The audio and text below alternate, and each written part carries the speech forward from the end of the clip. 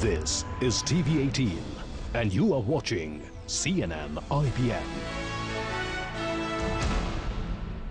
Brought to you by Jaguar Experience Bathing and Monaco.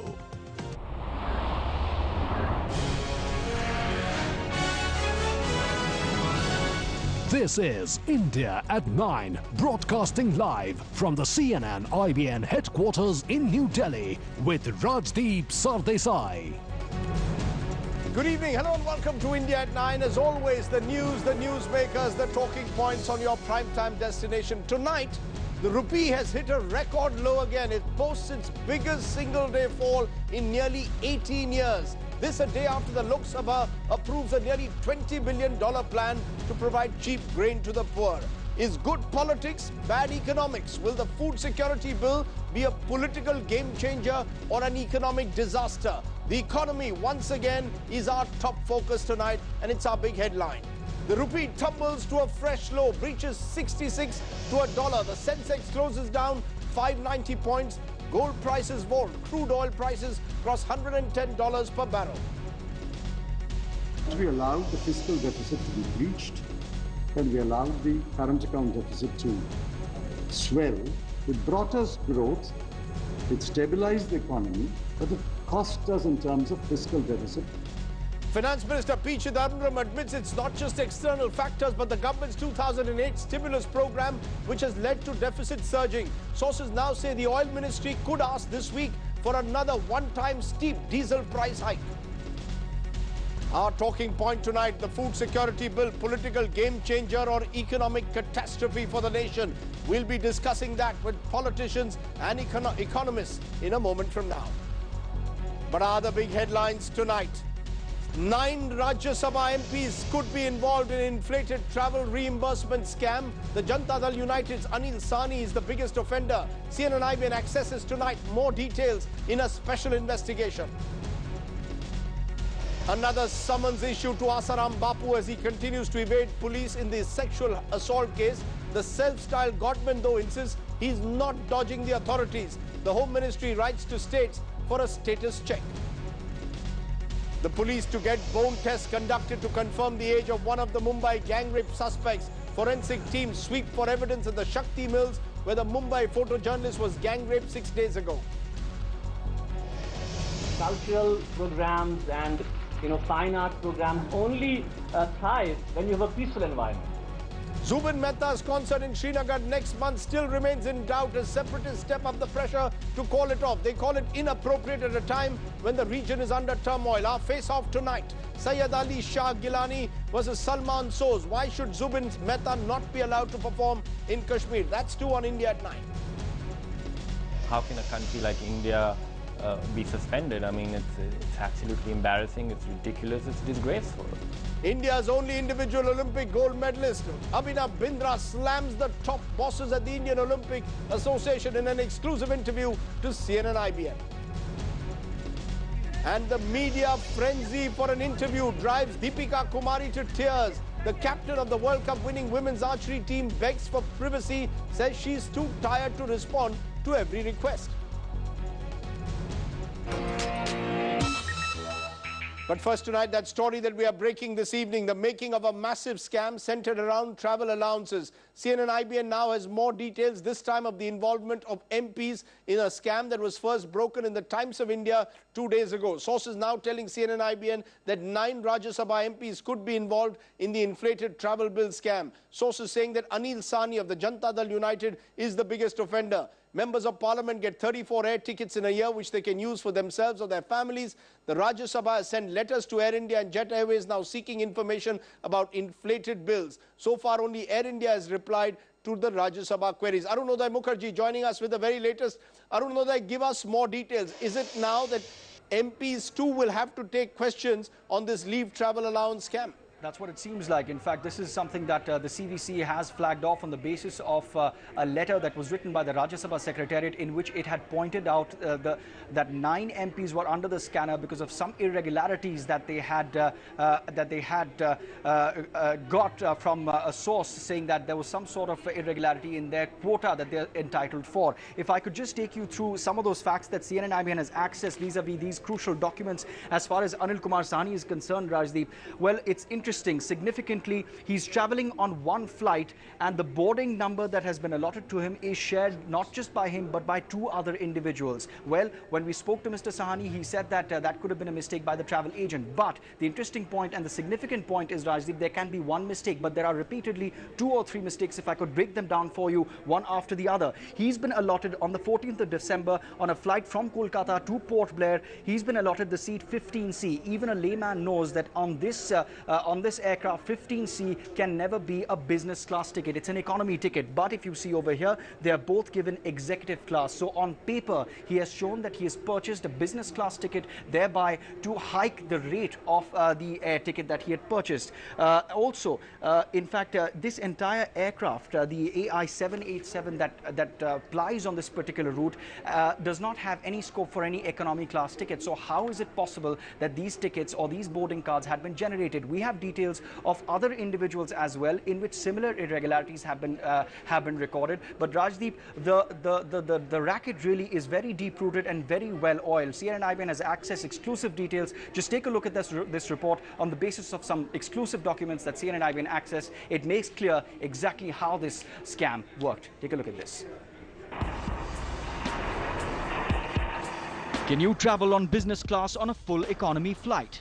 Flying economy, but reimbursement claims for business class. Business class boarding cards allotment on economy rose. Same seat numbers allotted for multiple passengers.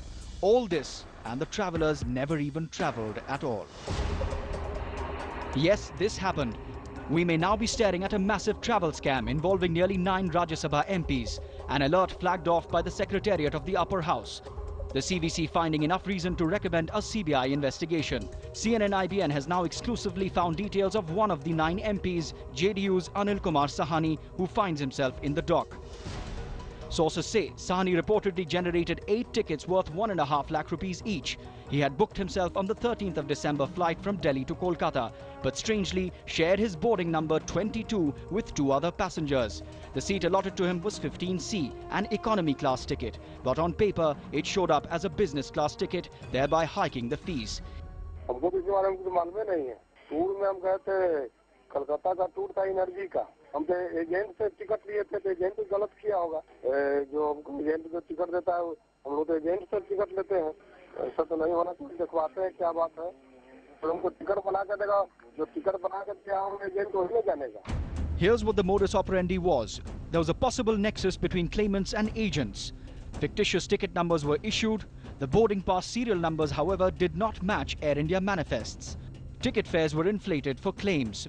For instance, an Air India ticket costing 1,21,670 rupees was inflated on paper to 1,35,610 rupees. Take, for instance, Ram Naresh, Anil Kumar Sahni and Atul Kumar, all the 3 travelling on the 13th of December from Delhi to Kolkata. They had been allotted the same boarding number 22. Ram Naresh and Manjeet Singh, travelling on the same flight, had also been allotted the same seat, that is 5D.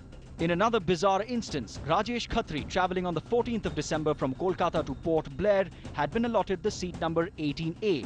A business class air ticket and a boarding pass was issued strangely on a flight which was a full economy aircraft. Fearing more cases, the CVC has advised CVOs of PSUs and banks to be alert. The apprehension is the scam may not be limited to the Rajya Sabha Secretariat or the 9 MPs under the scanner. A CBI probe in the offing may just open a bigger can of worms. With Manoj Gupta and Pallavi Ghosh in New Delhi, this is Arunodaya Mukherjee. Now the fact, Arunodaya, is what action can be actually taken against these MPs? Is the Rajya Sabha Secretariat really willing to take this to its logical conclusion? Well, Rajdeep, at the moment it seems that this case is going to be taken up by the CBI over the next few days. We've learned from our sources in the CBI that this letter prepared by the CVC has already been given to the CBI, and the CBI is already in the process of verifying the details given by the CVC. So it's already in the process. In fact, highly placed sources in the CBI have just confirmed a short while back that over the next few days you are likely to see several RCs, regular complaints, being registered by the CBI, because what the CBI initially in its investigation, informal investigation, has found, Rajdeep, is that there are many small cases involving certain MPs, involving certain travel agents, because this is a nexus. But one thing to underline while I wrap up, Rajdeep, this is just the tip of the iceberg.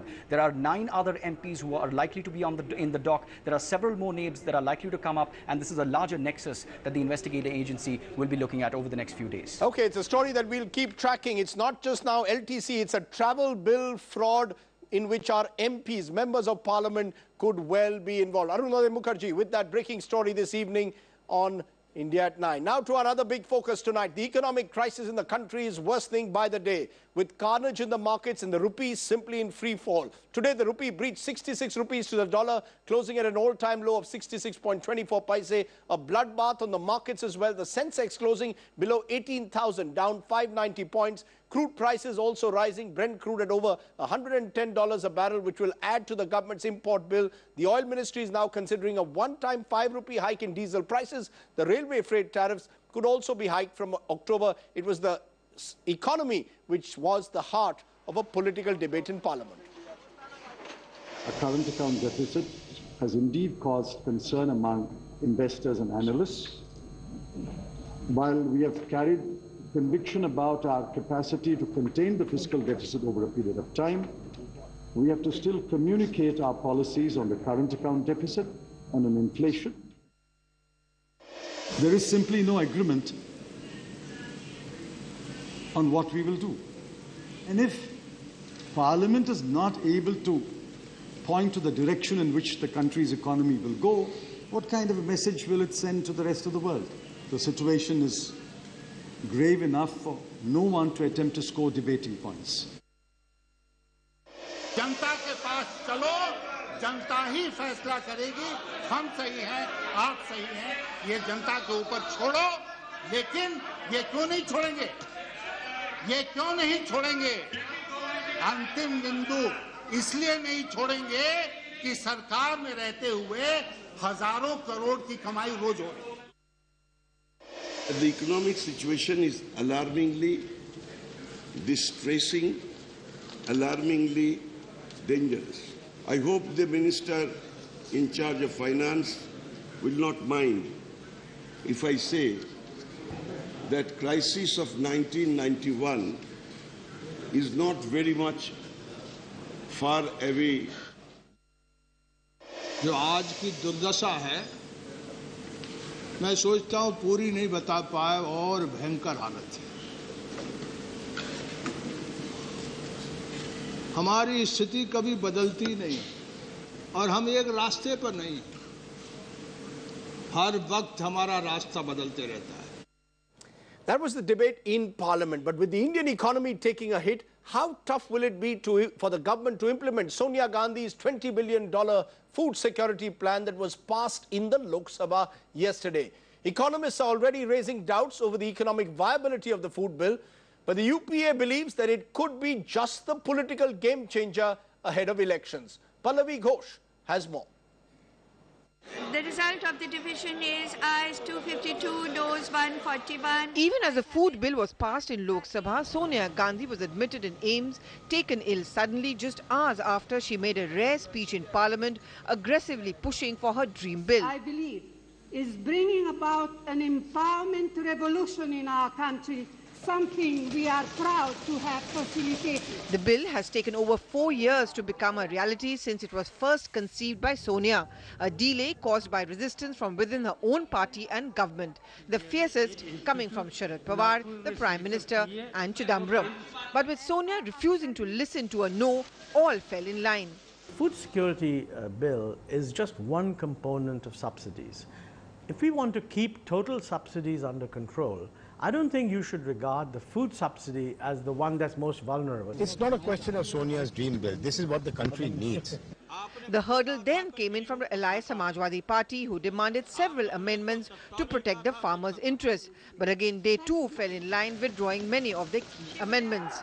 The food bill is being seen as a game changer, and Sonia hopes it will do for the Congress in 2014 what farm loan waivers did in 2009, though economists are not convinced yet. It doesn't stop here though. After the food bill, Sonia is now pushing for the land acquisition and resettlement bill, something which the corporates and real estate is not enthused about. Sonia has now molded herself completely on mother-in-law Indira Gandhi's style of politics. If Garibi Hatao was Indira's winning slogan, Sonia hopes that Aam Aadmi, Aapka Paisa Aapke Haath and Aapka Zameen Aapka will be the winning slogan in 2014 too. The food security bill is being seen as a New Deal moment for Sonia Gandhi. But the mounting criticism and the question is that at a time when the finance minister is struggling to bring the economy on track, can it really afford Sonia's dream bills, which are heavily subsidy driven, like the food security, the Manrega and now the land acquisition bill? With Bureau Inputs in New Delhi, Pallavi Ghosh.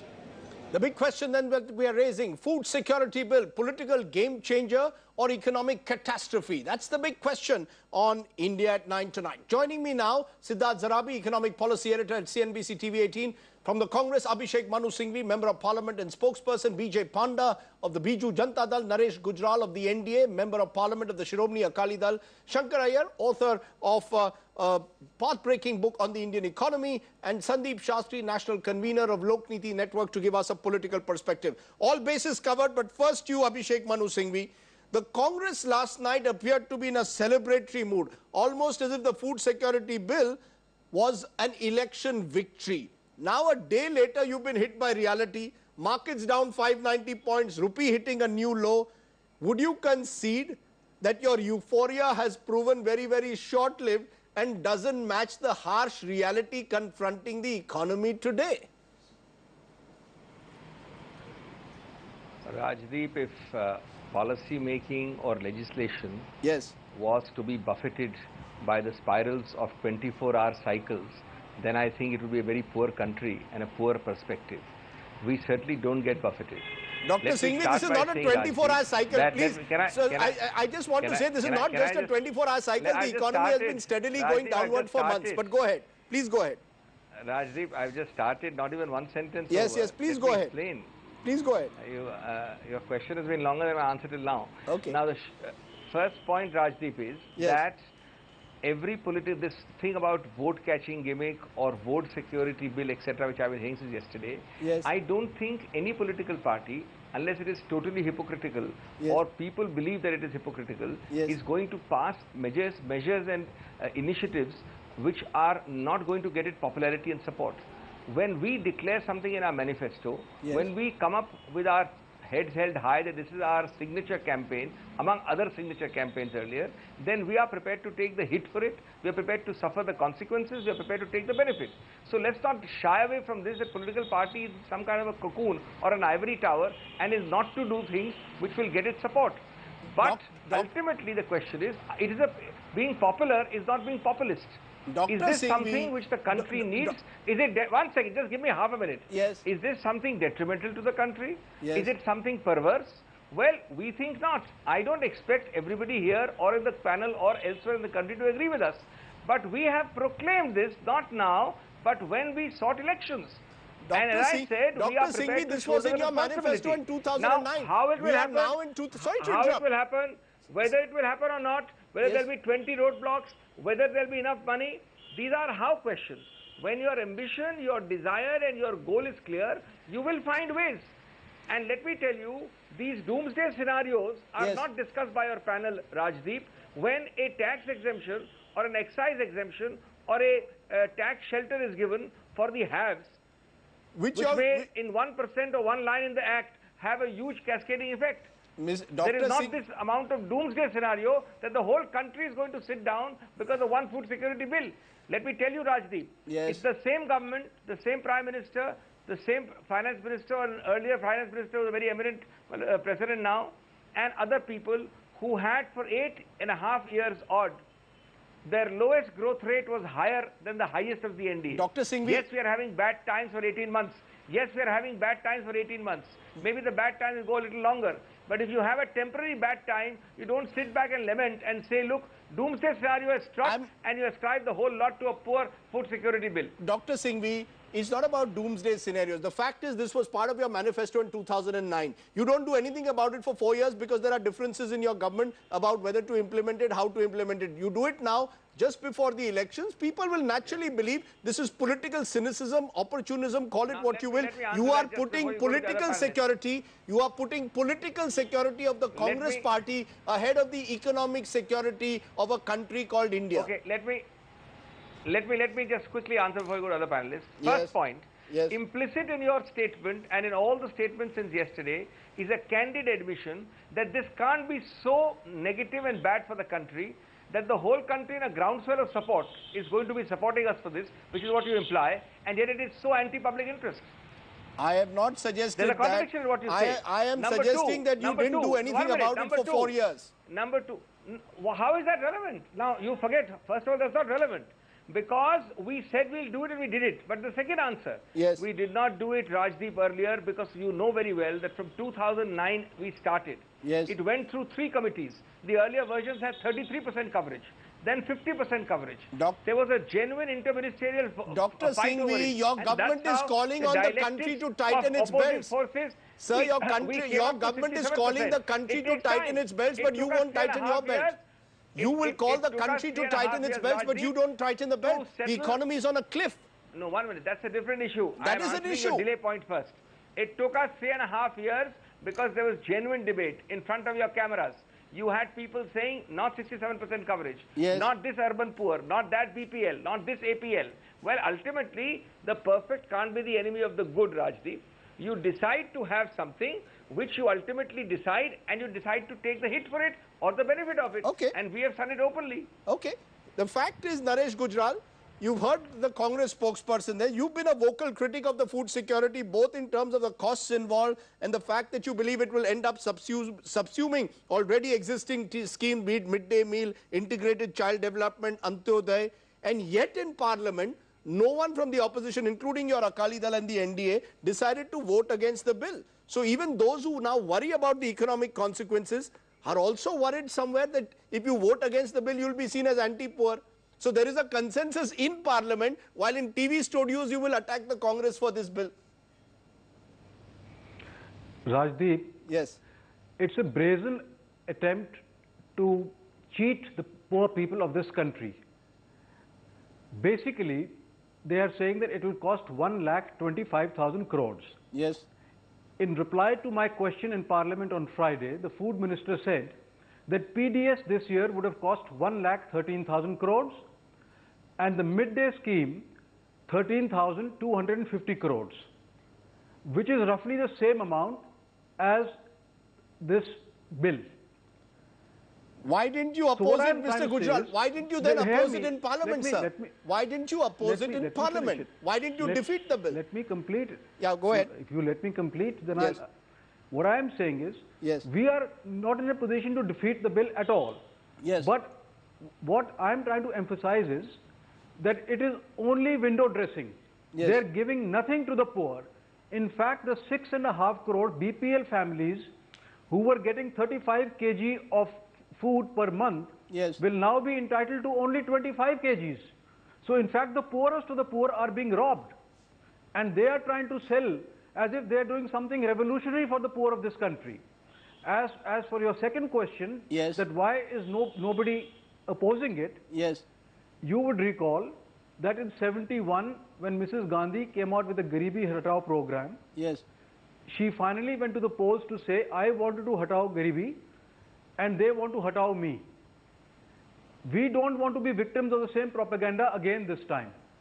No political party in a democracy can be seen to be opposing what is in inverted commas seems like a populist program. But that's exactly the point. I'll be frank with you. That's exactly the point. I'll be frank with you. Has the Congress checkmated you then? No political party wants to. No political party will commit political harakiri because they are using brazenly. They're wasting 1,000 crores on media right now to hard sell this program, which has nothing for the poor. Let me take that to Jai Panda. Do you believe, therefore, that for all the we can have all the debates we want. Political debates can take place in television studios about how this food security bill could have extremely negative economic consequences, particularly on the fiscal deficit. But political parties in public during an election year cannot be seen to be anti-poor. Therefore, the perception game is what is worrying the opposition today. Rajdeep, clearly somebody has not done their homework, because my party did actually vote against the bill yesterday. Right. And we are not afraid of calling a spade a spade. Yes. We are not seen as anti-poor in Odisha, because we have built our credibility by making sure that we look after our poor people. Yes. But this bill is very seriously flawed. Yes. And you've heard all the arguments, so we don't need to go into the flaws.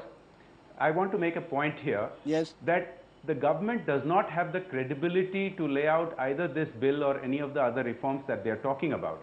Right. Today, you showed the debate in Parliament, and I participated in that. If you listen to the government, it's always somebody else's fault that our economy is doing badly.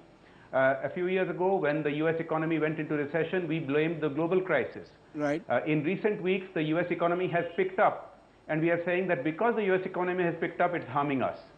So our government argues both sides of that argument. Sometimes they say it is because of coalition governments that the country's economy is in a mess. Right. But it has been nearly 25 years since any single party had a majority. We've had coalitions for nearly 25 years. And why is it only in the last couple of years that it seems that the government cannot manage a coalition? They also sometimes blame the judiciary, sometimes the media. It's just never their fault. The point is the government needs to own up that it has mismanaged. Right. This government, as I said in Parliament today, is shackled by cronyism. Abhishek Manu Singhvi, will you concede what Jai Panda is saying, at least, that this government has mismanaged the economy? Let's be clear. Let's call a spade a shovel tonight. The fact is, you mismanaged the economy over the last 4 years. Now, in the last few months, you're bringing in bills which, far from being growth-oriented, are again being seen as doles, as sops, as handouts to win another election. I mean, surely this government of the day knows better than that. You can't take the people for a ride all the time, sir. Let me give you a simple answer to yes. that. The way you put it just now, yes. because I ignore the first part of your question. Obviously, you don't expect me to concede anything. Yes. But that's only rhetoric by you. Yes. Your question yes. suggests a massive fraud on the public being played. So does my good friend Mr. Gujral's intervention. Yes. I want to ask one question. Yes. Out of somewhat 25-30 parties in different forms in Parliament, are you hunting and finding one party opposing this great fraud being perpetrated on the people? One party. Jai Panda has said all the other parties. Jai Panda has already said his party opposed it. Completely anti-public interest, that they are not prepared to oppose it, even make a vote which will not count and keep their paper clean. Rajdeep, democracy works through impulses which go back to the public, because these public, that's why I'm saying that you are able to find one party of Mr. Jai Panda out of some 30-40 parties in both houses of Parliament which has voted against it. Does it mean that the Indian polity, which is a democracy, which goes by impulsive democracy, has lost its mind, that the overwhelming majority doesn't find it a fraud sufficient to stop it being passed? And I must make that contradiction, I must underline that contradiction. If you, Rajdeep, don't oppose it in Parliament, then you also have no business to oppose it in your channel. You're saying if you don't oppose it in Parliament, Naresh Gujral, you want to quickly respond to that? If you don't oppose it in Parliament, I don't mean one party. I don't mean one party. I mean every party. Okay. Because every party knows which side their political bread is buttered. They also know that in a democracy, unlike China or dictatorship, this whole system is give and take. You decide to go to the people with a program, and you come back with their votes if they find the program good enough. Can I bring Naresh Gujral in? It's not in the abstract ivory tower charity going on here. Can I bring Naresh Gujral? Quickly respond to what you heard from Dr. Singhvi, Mr. Gujral. Rajdeep, this is nothing but PDS repackaged. And we are not against PDS. We want the poorest of the poor to get the food, but this bill is actually cheating those poorest of the poor, because they're reducing their quota. And we have raised this yesterday also, and we will raise it in Rajya Sabha also. Okay, you're saying you will raise it in Rajya Sabha as well. Let me come to you, Sandeep Shastri, though, for a moment. You know, it's interesting somewhere that politicians in TV studios are taking different positions, but by and large, in Parliament, most of them did not vote against the bill. And the parallel being drawn, Mr. Shastri, Dr. Shastri, is between Narega and the farm loan waiver, which the Congress believes won it the 2009 elections, and now food security. Do you really believe this is a political game changer? Because the fact is, even in 2009, the UPA actually did better in urban areas than rural areas. And the fact is, in 2009, the economy was not in the kind of crisis situation that it finds itself today. Rajdeep, I think politically it's too late to recover, and economically it is too severe to recover. The examples you quoted earlier of Narega or other schemes which helped the UPA in 2009, let's remember that the implementation of those schemes did not begin in the last year of the first UPA, but began much earlier. And this time we are talking of this scheme coming up in the last month. The content of the bill may be great, but I think the context in which this whole bill is being taken forward and being promoted, I think needs to be kept in mind. Let me therefore then turn to the content for a moment, the specifics. Shankar Iyer, how much in pure economic terms do you and other critics of this bill really believe this bill will cost us? Because various figures have been touted. Some say it will cost the exchequer 1.25 lakh crores. Supporters of the bill say actually by way of handouts it is much less, because there are already existing food security provisions both at the state and the centre. Is there an attempt being made to scare people, to be scaremongering, and is this a corporate agenda which is anti-poor? That is what congressmen are now suggesting. Well, Rajdeep, I'm going to list out 5 bullet points on what I've heard just now. Yes. First, there is an act, but I don't see any evidence of any guarantee of the food being delivered, because the 40% leakage issue is yet to be resolved. Yes. B, the bill talks about nutritious food, whereas vegetables and protein products have shot up 4 times in the last 8 years, and that inflation these guys can't manage. C, as far as how much damage this will do, let me just read out some figures for you. When this government came to power, they had a subsidy bill of something around 45,000 crores. It's upwards of 2.5 lakh crore. The basic structure of the economy just now is that the revenue since 2004 to 2013 has grown 4 times.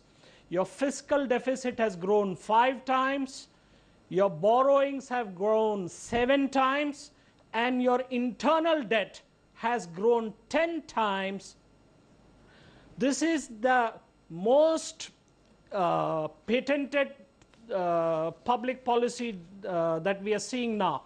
The UPA has patented what everybody in other infrastructure projects has been talking about. This is PPP, public-private partnership, that is public expenditure, which is public financing of private political ambitions. Public finance. This government should have first fixed. Yes, go ahead. Public finance of private political ambition. This government has done a series of things. They were supposed to create jobs, move people from farms to factories, so they got Narega. They were supposed to invest in agriculture. They introduced MSP, an increased MSP. The simple arithmetic is yield into acreage is income. Right. They have done nothing in the last 10 years to improve yield. Now, I want to also quickly flag what Abhishek mentioned about the money that is going as exemptions to corporates. Yes, I have also argued about it and written about it. It's about 20 lakh crore in the last 7 years.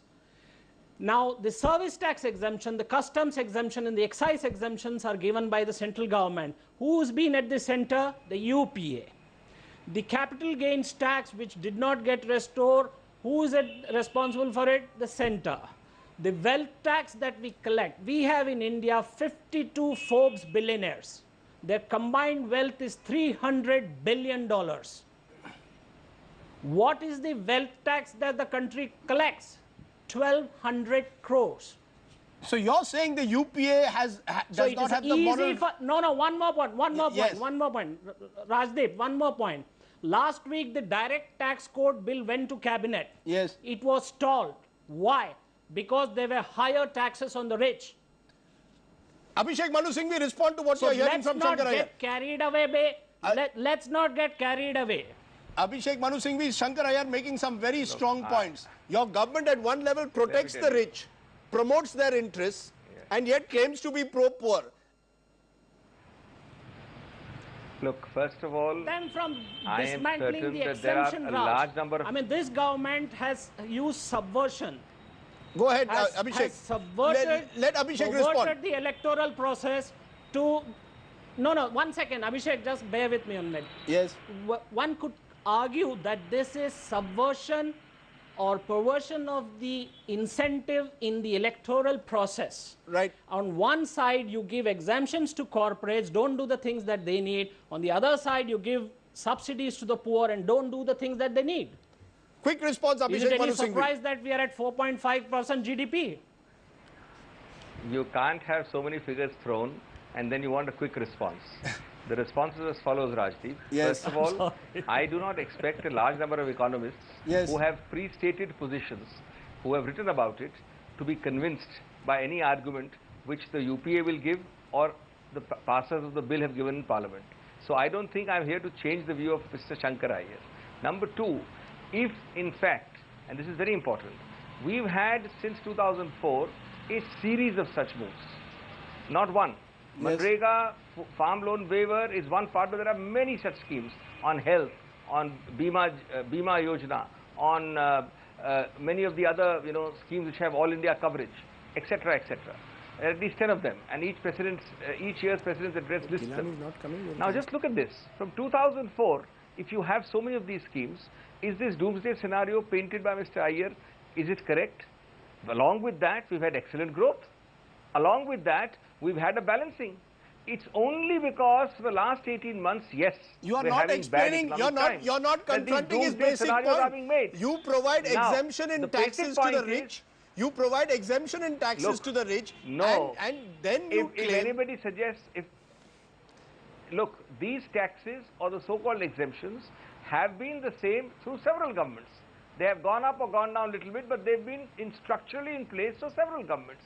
They require a structural change in some cases. It may not have happened. But to suggest that of all people, the UPA, with its obviously signature campaign for the Aam Aadmi and inclusiveness, is giving away money to the rich and robbing from the poor, I want to ask a simple question. Yes. Was that the basis on which we voted back in 2009? Could it have been the basis? Because barring food security, a lot of our schemes, the very same popular schemes which which are anathema to Mr. Shankar Iyer. Shankar, quick response. Quick response to what you're hearing. As schemes in the public benefit. Quick now, response. Public benefit schemes don't meet immediate economic criteria. Quick response. They don't meet Samuelson's microeconomic tests. Quick they response. Don't meet the efficiency criteria which economists like to reveal. 2 points. But they are seen by the public as doing... Quick response, Shankar, I want to widen the debate. Economists have philosophy. One second only. Look, if you put, lawyers, if you put 2 economists in a room, you will get 6 opinions. Shankar, quick response. Opinion, and I respect his opinion. I write his column. Well, but it doesn't mean it's the only correct economic opinion. Shankar, quick response. I mean, that's nice to hear from somebody whose government is headed by an economist, Abhishek, but let me give you 2 quick things. 2009, the Congress won because of the incompetency of the opposition and because of 3 gentlemen called Raj Thackeray, Chiranjeevi and Baijayant who split the votes. Okay. This government spends 7 lakh crores every year on social sector programs. Your human index, development index is at the worst, the hunger index is at the worst, the malnutrition is worse, and I could go on and on. Okay. Let me, before we all train our bullets on Abhishek Manu Singhvi, I know he's capable of handling all those bullets, but Siddharth Sarabi, was the finance minister virtually forced to swallow this bitter pill? Will it now make it even more difficult, many believe, to get the economy back on track? It's almost as if Mr. Chidambaram is the last man standing now. Is there a fear now that with this move, for all its, will it in a way make his task of sticking to his fiscal deficit targets that much more difficult? Well, you know... we're already hearing of a 3 rupee hike in diesel in 2-3 days' time. Well, you know, I think the most sense as far as the numbers go was made by Mr. Gujral. The fact is, if you look at the numbers, there is only a budgeted 10,000 crore extra expenditure that is envisaged on the food security bill. Yet in the first supplementary demand of grants, the finance minister has not sought Parliament's approval for any additional spending. We are already half complete with the financial year. This bill, even in spite of the ordinance, will take several months to implement. Recall what Sonia Gandhi said. She said it is riddled with flaws. Recall what other people have said, that this is work in progress. None of this is really going to translate into full-fledged spending of the sort that people fear within the current financial year. So I am afraid the fiscal maths is suspect, and a very clever, perverse sort of trick has been played on the people of India. It is repackaged numbers with no additional permission yet sought for spending. So if anybody knows the Consolidated Fund of India and spending procedures, we know that you have to first seek appropriation for amounts. There are no such promises, and the finance minister, when he says he's going to stick to a red line on that, is being truthful and honest. Whether this is a trick being played on the people of India, we'll get those answers perhaps at election time, Rajdeep. Exactly. In a moment from now, let me just take a pause, because I want to then look at elections. How will this actually do populist schemes like this, or popular, as Abhishek Manu Singhvi is calling them, actually make a difference to voting patterns? Let's take a break at this point, come back with much more, because this really is the big story of our times. The economy versus politics. Good politics, bad economics. Is that what we are looking at, and is that what the country is staring at? Back in a moment with our panel as we look closely at the food security bill.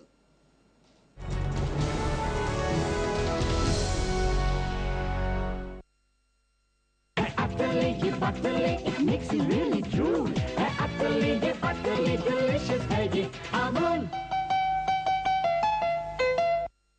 High performance delivered. It's how we help our clients succeed. 50,000 calls a day for New York City, delivered. $7 billion in online sales for Marriott, delivered. 1 billion euros in savings for Unilever, delivered. Around the world, in every industry, across consulting, technology, and outsourcing, we deliver. Accenture, high performance delivered.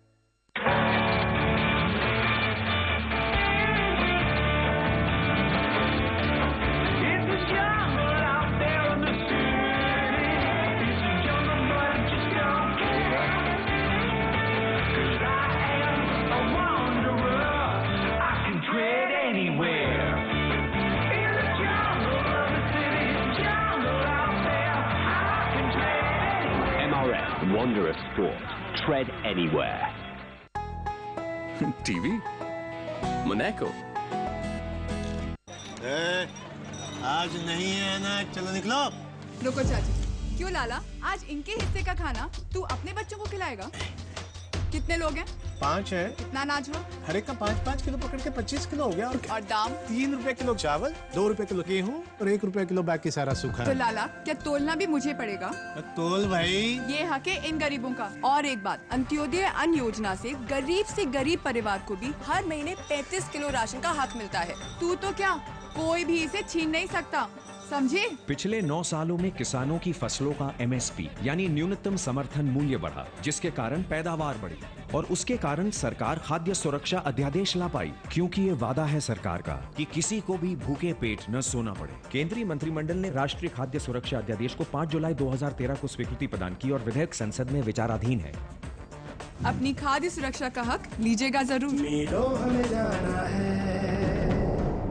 I love being outdoors, लेकिन सन मतलब skin darkening, पर मेरे चेहरे पे no ways. Garnier Men Power Light SPF 15 Moisturizer enriched with pure lemon extracts, जो बनाए skin को 2 tone तक अधिक गोरा और अधिक डार्क होने से भी बचाए। Go on, enjoy the sun. Garnier Men SPF 15 Moisturizer. Take care. Garnier. हमने कुछ फैमिलीज के साथ एक एक्सपेरिमेंट किया। 1 हफ्ते भर की बदबूदार चीजें एक साथ उनके कार में रख दी। क्या नया एम्बी प्योर बदबू को निकाल पाएगा? एक लंबी सांस लीजिए। में प्लेजेंट स्मेल है, थोड़ी फ्लोरल है। अब पट्टी हटाइए। Dirty. This is really effective, huh? Ambipure, बदबू मिटाए, खुशियाँ लाए. Kisna. ममता से भरी विश्वास से सवरी सारी की सारी एक किसान नारी. Kisna. जगाओ विश्वास प्यार का, आओ विश्वास परिवार का. Kisna Diamond Jewelry. This is TV18 and you are watching CNN-IBN.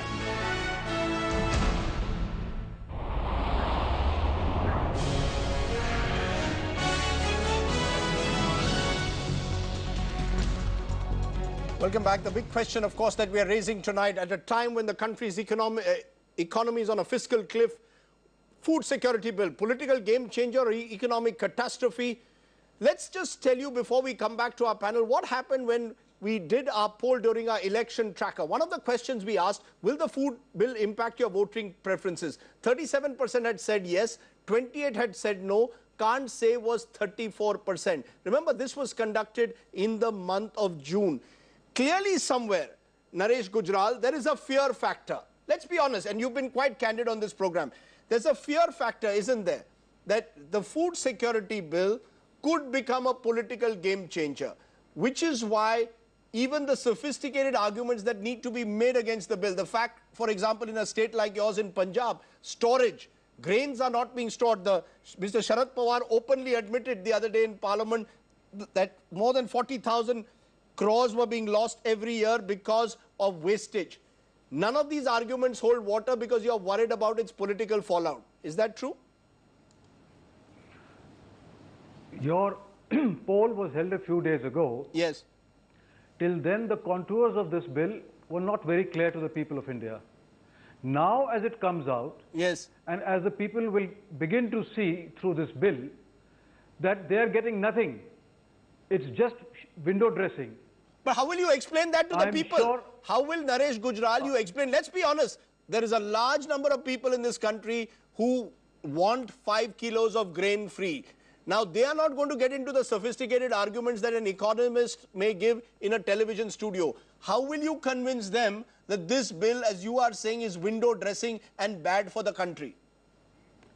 Because today, the television and newspapers, they're penetrated all over. Right. They're in the villages, they're in small towns, and people watch it. And they know when people like us talk, they watch these debates. And they know that they're being taken for a ride. And I'm sure when you hold your next poll, yes, the results will be very different. But the problem is different. Yes. The louder the Congress guys scream, yes, the only people that they scare are the investors and the FDI. And as a result, the rupee plummets by the day, which leads to more inflation.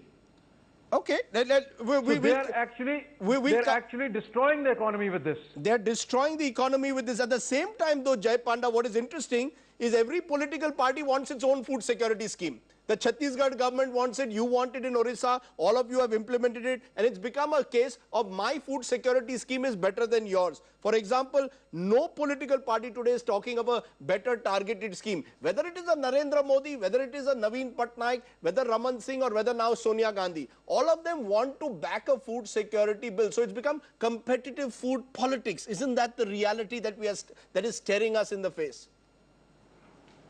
Rajdeep, let us see this in the context of good economics versus politics.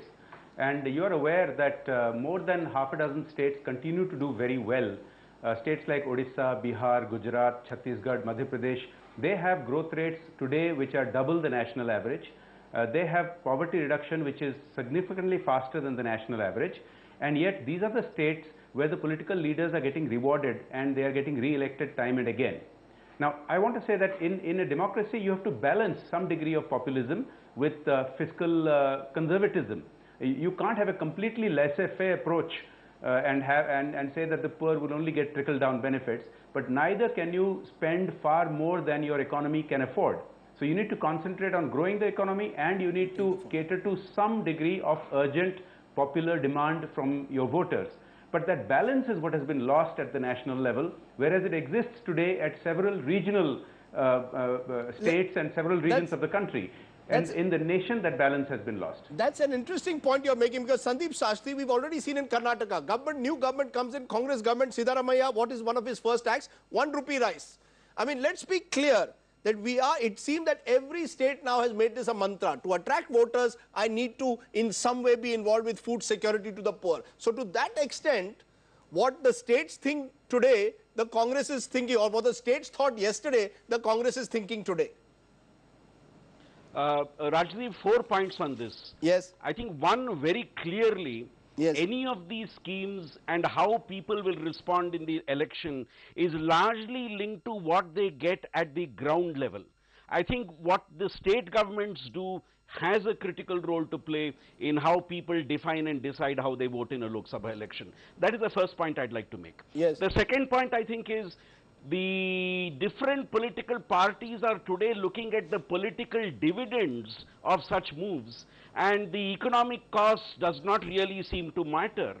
And the third point I'd like to make is a food security bill at this stage, while the promise is great, what would happen in terms of implementation before an election, I think, is critical. And the last point, I think, is can a food security bill arrest a general sense of insecurity that is there in the country with regard to what a government has done for a period of time?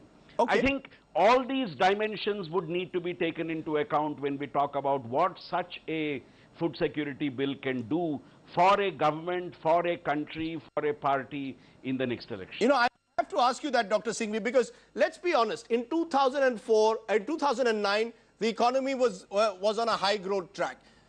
Today, the economy is struggling. As I said, it's on a fiscal cliff. Today, there are jobs being lost. Inflation is high. At a time like that, you know, it's not just the content of food security bill, it's the context, I think, as Sandeep Shastri put it, which is troubling people. It's almost as if the Congress is not alive to the larger challenge. This is a challenge at the moment to get the investor confidence back, to get the country back on high growth, to prevent people from losing jobs. Aren't those your top concerns, Dr. Singhvi, at the moment? Shouldn't that be your government's top priority? Rajdeep, 3 or 4 quick points. Yes. First of all, your very important point about several states having food security bills. In almost every debate I start on this subject, I find the BJP starting with hearkening back to Mr. Raman Singh of Chhattisgarh. Yes. Well, if all these doomsday scenarios you've been hearing for the last 1 hour are all so terrible, then how come these state security, food security bills are being touted all over? You've got no answer to that. I have an answer. Secondly, one very important, no, let me finish, please. Okay. Please. You haven't got any answer from the states which tout it. Because those very states which are highly critical of the central food security bill tout their respective political party state bill. Now, there has to be conceptually nothing wrong. There may be an error of detail. Can I get Jai Panda to respond? You made a direct point. Second, no, hold hold on, Dr. Singhvi, 1 minute. No, 1 minute. You made an important point. You made an important point. Let Jai Panda. I'll come back to you, Dr. Singhvi. I'm not letting you go anywhere. Jai Panda, respond to that. That when it comes to state level, you think it's a great food security and you criticize the Congress. Respond to that. Can I? Rajdeep, I already said it. Let me reiterate very quickly. Yes. That if you analyze the state bills across the states, you'll find that they're all within the means of the state's economy. And what is being proposed at the national level obviously is not being perceived that way, because you've seen the reaction of the markets, you've seen the reaction of the economists. A little bit earlier in the show, you showed the Deputy Chairperson of the Planning Commission saying that the food subsidy is not the only subsidy, there are other subsidies, so why should we be so concerned about some help to the poor? But then, are you actually cutting down any other subsidies? You are not. So the issue is not food subsidy bills or food security bills. The issue is, are you living within your means or not? Quick response now to that, Dr. Singhvi. You've heard what the state government is saying. This government is living beyond its means, and the country is being forced to tighten its belts for your political benefit. Rajdeep, I think I'm entitled to charge you with unfairness, because you have 4 voices out there with the same perspective. You have me alone, and you have an aggressive anchor interrupting me. I think that's not fair. That's point number 1. Okay. Number two, not only is there a clear paradox between saying my shirt and your shirt, both are white, but mine is better than yours. That's the paradox about every state security bill being okay and others, and the central one being terrible. No, Siddharth Sarabhi is making a good point. He's saying that their shirt is cut to a particular cloth, while your shirt is a larger. It's not fitting you anymore. It is imaginary. No, it's too large. On the one hand, the charge is that there is no additional consolidated fund of India demand. Yes. And on the other hand, the same breath, there is a charge that there is fiscal indiscipline. I don't understand how people can talk like this. There is a contradiction even in the sentences I'm hearing. Can I get... But on the second point, it's very important. Siddharth, you want to be clear? Dr. Singhvi, there is no contradiction. There is no contradiction. In the Congress years, the fiscal deficit has risen. If this was the signal that you are intent on sending, then you should have clearly spelled out the fiscal consequences. The markets are reacting to the lack of numbers. They are reacting to the skullduggery as far as the numbers are concerned. They are not reacting to providing... No, sir. I think with the utmost respect, please look at the numbers. Ask the finance minister to clarify. Ask the prime minister to stand up. Don't blame markets for reacting when you are offering no details. Let me repeat the charge of unfairness being compounded by an anchor who is not folding the scales even, not allowing me to have my sentence. I don't mind, I leave it unsaid, but I'm going to speak at my pace. If you have the time, please listen to me without interruption. I'm listening to you. I mean, you know, so many I am going to give you time. It's a very serious issue, sir. This is the biggest issue of our time. I'll give you more time. Go ahead. You are interrupting me, and you are interrupting me. B, you are encouraging other panelists, all with the same viewpoint to interrupt me. No, sir, this is very unfair. Let me come back to my... Of course it's unfair. Yes. Of course it's unfair. No, unfair on me, but go ahead. Now, let me tell you. Yes. Now, the food security bill, what is forgotten, is being said is simply old wine in new bottles, or even the bottles are not new. Yes. Tell me in which state in India, in which law of India, did you have a legally enforceable right and a corresponding obligation to provide food prior to this act? Please answer that. All these facile conclusions that this is nothing but the old thing, which state and which national legislation had it? That's a big first. Yes. Thirdly, nobody is suggesting, Rajdeep, and everybody knows that mind-changing legislation, think-changing, thought-changing legislation, they are highly imperfect. Nobody is suggesting that there are no waste problems in the country. Nobody is suggesting that the food security bill is a magic wand which will solve the distribution problems in this country. This is a work in progress. And it is, my old professor used to say a very important phrase, let not the perfect be the enemy of the good. What all these people out there in your studio are doing are finding perfect paradigm for a program which is not even born, which is struggling to be born. So you want to kill a baby, not nurture it to near perfection by saying that when it is born it should be perfect. That's the problem with the whole debate. Okay. As this thing progresses, Rajdeep, let me tell you, the rakes will be found. The storage will be found. On the contrary, the best way to generate storage in this country is to have a program like this. So we didn't do it for 66 years. Sir, the debt we didn't do it for 66 years. We didn't have a food security bill for 66 years. No, sir. The debt giveaway in terms of intentions, was the clause which said cash whenever there is no food available, which your food minister had to drop on the floor of the house by moving an amendment. That was the debt giveaway of the real intentions. You do not have the delivery mechanism for delivering food to 67% of the population, so the fallback measure was cash. Yeah, if it is, we don't have the mechanism, please blame us. We are worse off. We have promulgated a scheme and we'll be really hauled over hot coals for 40% of Narega is going waste. There are leakages. You have grain rotting in...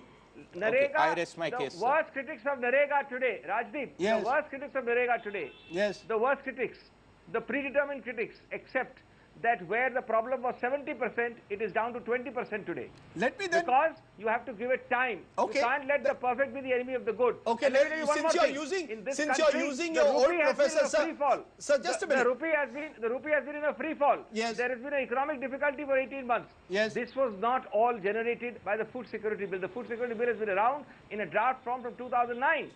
You are ascribing the current ills of the economy. And the circle will be complete with the land bill, sir. The circle will be complete with the land bill. Those who can earn money and pay taxes will not be able to set up projects. The food security bill has been around for a jolly long time.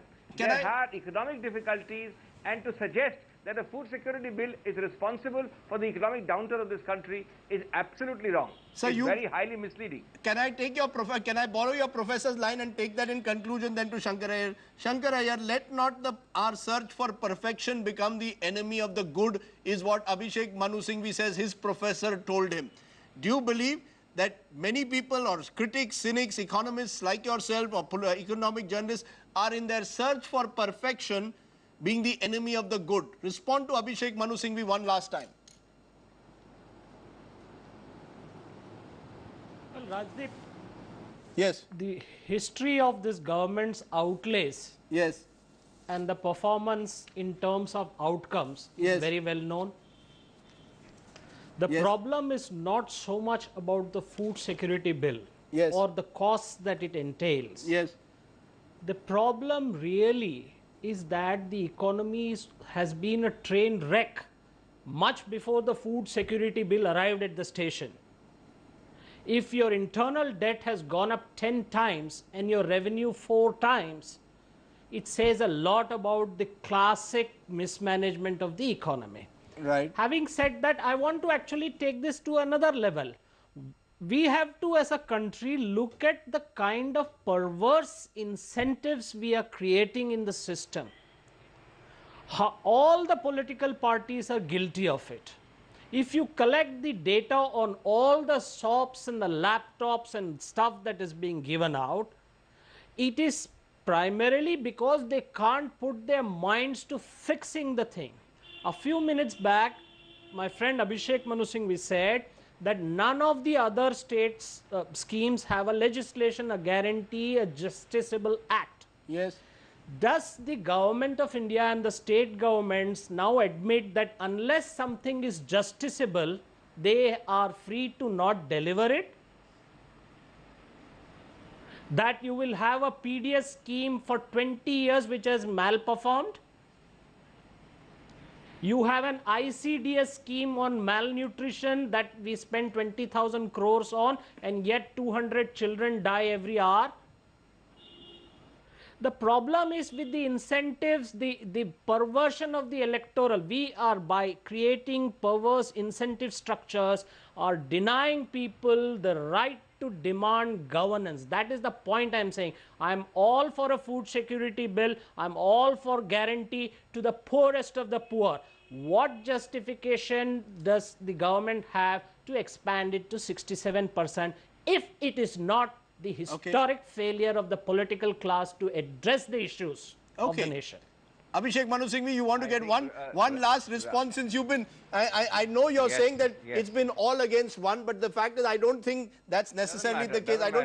I think there is a general... I only want time to speak. I don't care about the all against one point. It's okay. To have time. I'm going to give you the final word. You deserve the final word today. Let me end by saying, ultimately, food security bill, as I said, is an evolving theme which will improve and go towards perfection with each passing day. Answer Shankar's question. In terms of Gandhi. Answer Shankar's question, sir. This is For not 20 the time. years, the PDS scheme has malperformed. ICDS has malperformed. And what does the government do? You bring another large scheme because you believe that is the only way you can win an election at a time when you're riddled with corruption and other serious allegations. You want to change the agenda. I don't accept this allegation. I don't accept the allegation at all for a simple reason that today when a food security bill is being passed, all the ills of India are loaded onto the food security bill. You have a storage problem, food security bill is a problem. You have a distribution problem, food security bill is a problem. Oh, they are problems anyway. Those are problems we need to address. Nobody is suggesting that children dying here is not a very severe governance problem which we need to address, whether it happens in Bihar or elsewhere. But does it mean that they are two mutually exclusive compartments, and unless you set that problem right, you should not have a food security bill? That sequitur doesn't follow. And let me end, Rajdeep, by saying I see the food security bill in the words of Gandhiji. Every good idea, every good movement passes through 5 stages, he wrote in Young India. And I'm sure those are the stages this bill is going to pass through. Those are the stages this Manrega passed through. First is indifference, second is ridicule, third is abuse, fourth is repression, and fifth is respect. Now the Manrega is somewhere between repression and respect, but the food security is obviously somewhere between ridicule and abuse. But ultimately I have no doubt that respect is going to be there. Give it some time. You moved today from Mahatma Gandhi to Sonia Gandhi. You're basically saying that Sonia Gandhi is imbibing the spirit of Mahatma Gandhi. You've also quoted your old professor today. So I know now why you're a good Supreme Court lawyer. Why when someone is in trouble, they turn to Abhishek Manu Singhvi. Certainly the Congress... using Indira Gandhi tactics. Okay. Sorry? But using Indira Gandhi tactics. What are the... Indira Gandhi tactics. And using Indira Gandhi. But Indira Gandhi, let's be honest, India is not in 1971. This is 2013. The world has changed. Politics has become more competitive. The nature of politics has changed compared to 1971. Abhishek Manu Singhvi. That's what the BJP's allies said in 2009. Okay, well, you bravely defended the Congress over the last hour. I appreciate your joining us at a time when the Congress and the government faces severe questions on the economy. Thank you all very much to my panelists for being here on this very educative 1 hour on the food security bill. Editor's take, where do we stand? These are tough times for the economy. Hardly the moment for the UPA-2 government to engage in electoral populism. But when political survival becomes an end in itself, then who cares about balancing the budget? Sonia Gandhi may well see the food security bill as a moral commitment to the poor, but the question is, why haven't we been able to address the problem for 66 years? And if similar schemes have failed in the past because of poor implementation, will this latest government gambit be any different? Couldn't the money have been better spent in strengthening existing programs and, more importantly, focusing on better nutrition for those who need it most? Whether this scheme is a political game changer will only be known at election time. For now, the fear is captured in an old truism: Vinashkal Vipreet Buddhi. And that's perhaps what my professor told me in college. Still ahead, Zubin Mehta's Kashmir concert in trouble. Separatists oppose the concert. Why should Zubin Mehta not be allowed to perform in Kashmir? Our face-off is coming up next on India at 9.